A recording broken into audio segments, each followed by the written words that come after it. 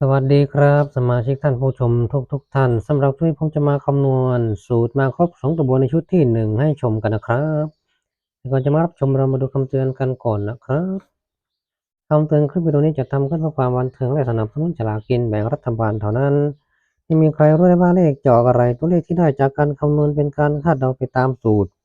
โปรดใช้วิจารณญาณในการรับชมกันด้วยนะครับหากชอบแนวทางแบบนี้ก็ฝากกดติดตามกดกระดิ่งการแจ้งเตือนไว้ด้วยนะครับจะได้ไม่พลาดคลิปใหม่ๆจากทางช่องสูตรหวยไทย56โชคดีครับต่อไปเรามาเริ่มคำนวณกันดูนะครับ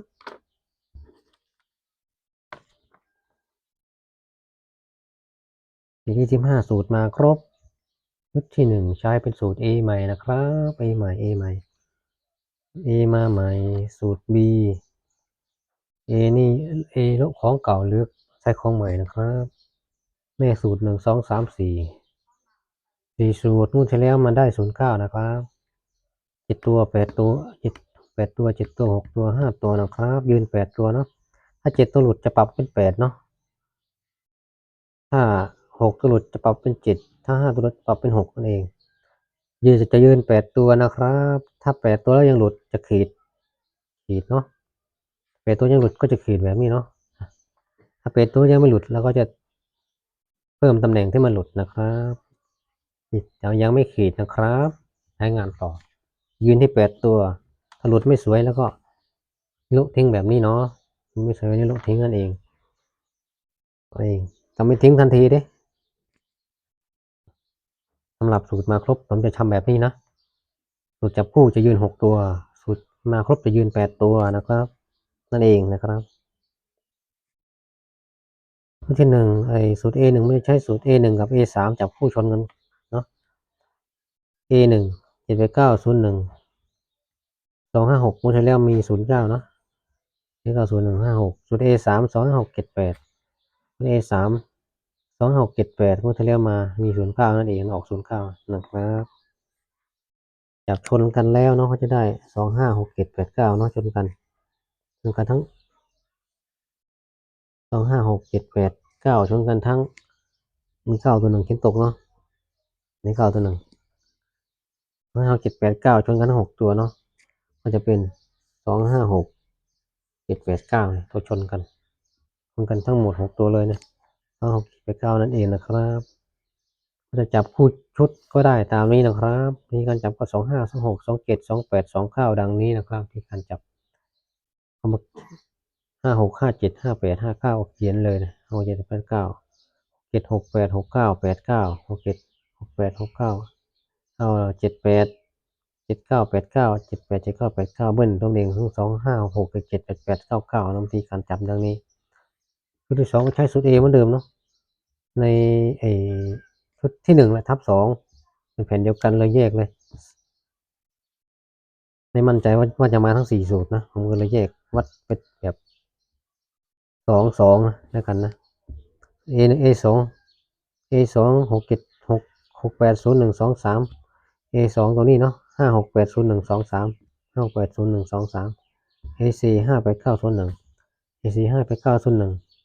เมื่อที่แล้วก็เข้า09ทั้ง2สูตรนะครับชนกันได้5801เนาะ5801 5801นะครับ9ไม่ชนนั่นเองแล้วก็จะจับ58 50 51 58 50 51 80 81 80 81 01 01อย่าเบิ้ลเพิ่มเองเนาะ55 088 0011 55 88 00 11นั่นเองจับเบิ้ลที่การจับดังนี้เนาะเอาละที่มาของสูตรก็เห็นกันแล้วเนาะที่การจับคู่ก็จับตามนี้แบบนี้แล้วก็ใช้แต้มคัดเนาะผมจะวัดดวงไปที่3สูตรนี่1สูตรแต้มรวม2ตัวบนเด่นสุดในบนวัดไปที่สูตรที่1 2 3 4สูตรที่2 2 5 6 8ผมจะวัดไปที่3สูตรนี้เนาะในทุกคลิปของ2ตัวบนเอามาคัดนั่นเองนะครับชุดไหนบวกกันได้แต้ม03691แล้วก็03619เราจุดไว้เนาะ03619 03619 03619 036 03619 03619 03619 03619 03619 03619 03619 03619 03619 319นั่นเองนะครับและเด่นสูตรในบนสูตรที่1 01234 01234 01234 01234 01234 01234 01234 01234 01234 01234 01234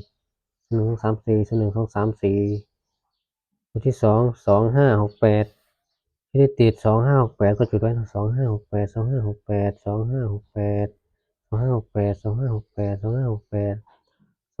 2568 2568 2568 2568 2568 2568 2568 2568 2568 2568 2568ชุดนั้นให้ติด2568ก็จุดไว้ตามนี้เนาะ2568 2568นี่นะครับส่วน3สูตรจะให้เป็นสีชมพูนะครับส่วน2สูตรจะให้เป็นสีเหลืองเดี๋ยวเอามาคัดในรอบสุดท้ายอีก1ครั้งเนาะเอาสีชมพูชนสีชมพูแล้วก็เอาสีเหลืองชนสีเหลืองมาเขียนในแผ่นสุดท้ายอีก1ครั้งนะครับ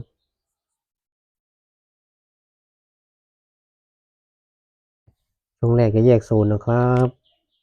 เด่นจุดโซน3สูตร3สูตรคัดของเราแต้มเด่น2สูตรเป็น3สูตรจะเป็นสีชมพูนะครับในรอบสุดท้ายมาคลิปสรุปค่อยมาอีก1ครั้งนะเอาสีชมพูชนสีชมพูเด่นชนเด่นมาให้ชมกันในชุดสรุปนั่นเองนะครับ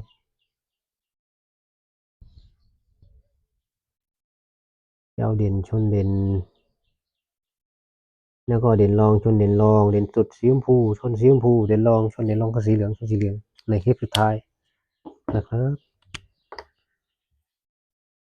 สีเหลืองจะเป็นเด่นรองนะครับกันพลาดถ้ามา2ใน3ถ้าสูตรเข้าเนาะแต่ว่าสูตรคัดของเรามา2ใน3มันก็จะอยู่ในชุดสีเหลืองนั่นเองนะครับ